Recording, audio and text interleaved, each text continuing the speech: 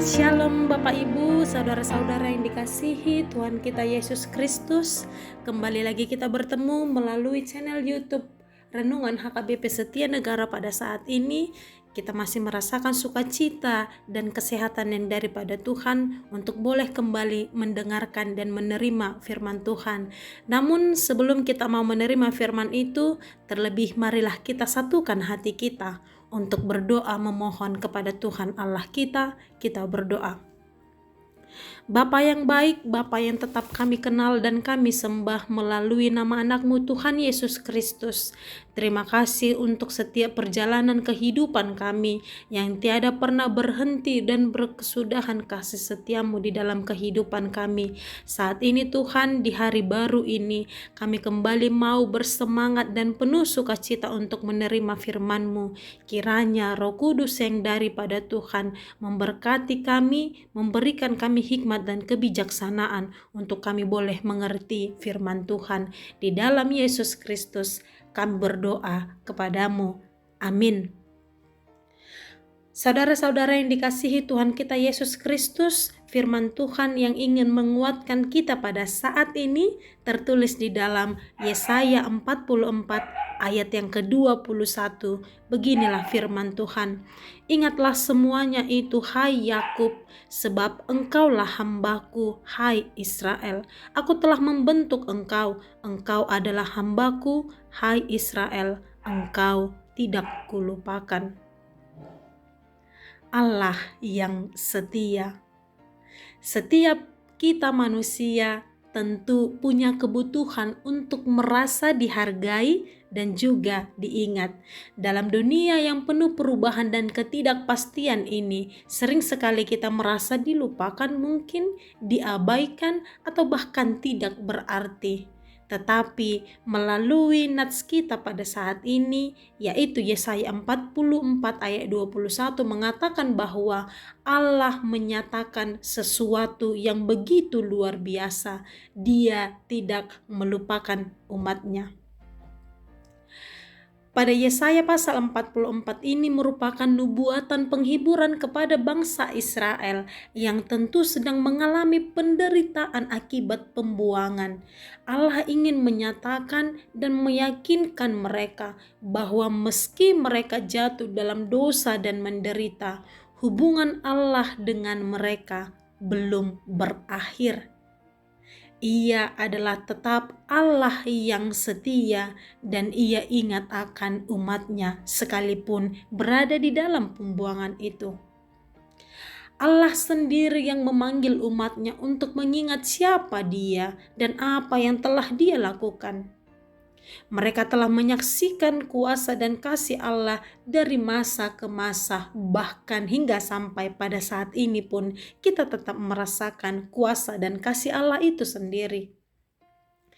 Saat kita mungkin mulai goyah, kita pun harus belajar mengingat pekerjaan besar Tuhan dalam kehidupan kita ini, keselamatan yang telah Dia lakukan, pemeliharaan yang tetap Dia kerjakan, bahkan pengampunan yang tiada berkesudahan sudah Dia berikan di dalam kehidupan kita. Allah menyebut bangsa Israel sebagai umatnya, begitu juga dengan kita, yang menunjukkan berarti hubungan perjanjian yang erat antara Allah dengan kita manusia. Tentu saudara-saudara yang dikasihi Tuhan kita Yesus Kristus, status itu bukan hasil dari usaha kita manusia sendiri, tetapi hanya karena tali kasih yang sudah Allah rajut sejak ketika dunia diciptakan. Dia membentuk kasih karunia itu untuk Dia berikan kepada kita manusia. Kita pun hari ini dipanggil menjadi hamba Dia sendiri melalui anaknya Tuhan Yesus Kristus. Seperti yang tertulis di dalam Roma 6 ayat 22. Bukan sebagai beban, tetapi sebagai identitas kita yang mulia.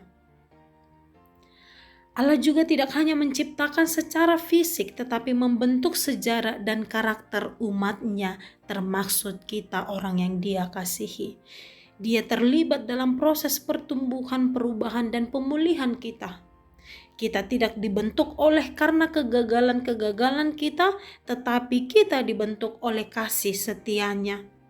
Di tengah penderitaan, di tengah kegagalan, mungkin Israel dan kita sendiri merasa ditinggalkan, tetapi Allah menegaskan melalui nats kita pada saat ini, Dia tidak melupakan ataupun meninggalkan. Sama seperti ibu yang tidak melupakan anaknya, Tuhan juga tidak melupakan kita. Saudara-saudara yang dikasihi Tuhan kita Yesus Kristus, ketika kita merasa tidak berharga, kita mengingat bahwa kita adalah hamba Allah yang dikasihi dan dibentuk oleh pekerjaan tangan Allah itu sendiri. Ketika kita merasa ditinggalkan, mari kita pegang janjinya.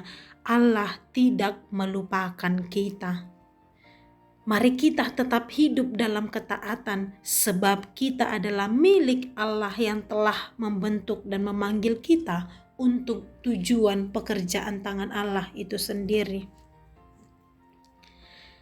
Melalui nats kita pada saat ini merupakan sebuah seruan dan panggilan untuk kembali mengingat siapakah kita di hadapan Allah. Kita adalah miliknya, kita adalah orang yang dikasihinya dan tidak akan pernah dilupakannya.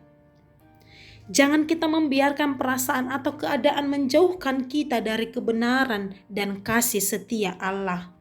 Tuhan selalu mengingat dan Tuhan selalu mengenal kita di dalam perjalanan kehidupan kita ini. Oleh karena itu, mari kita mengingat keselamatan dan kasih setia Tuhan yang menyertai kehidupan kita ini. Sebab tindakan Allah yang tidak membalas dengan setimpal kejahatan dan dosa-dosa kita sebagai tindakan anugerah yang patut disyukuri dan kita muliakan melalui pekerjaan tangannya. Selamat menerima dan mensyukuri berkat dan kasih setia Allah di dalam kehidupan kita. Mari kita tetap mengingat bahwa kita adalah orang-orang yang berharga di hadapan Tuhan Allah. Amin. Kita berdoa. Terima kasih Tuhan Allah untuk firman-Mu yang boleh kami terima pada saat ini. Engkau tetap mengingatkan kami dan mengajarkan iman kami untuk tetap mempercayai bahwa kasih setia yang Engkau berikan di dalam kehidupan kami tiada berkesudahan hingga sampai pada saat ini.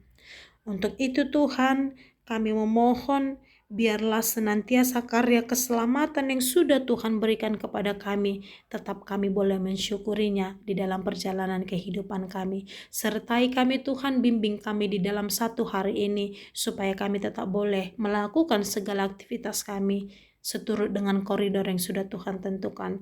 Di dalam nama anak-Mu Tuhan Yesus Kristus, kami berdoa kepadamu. Amin.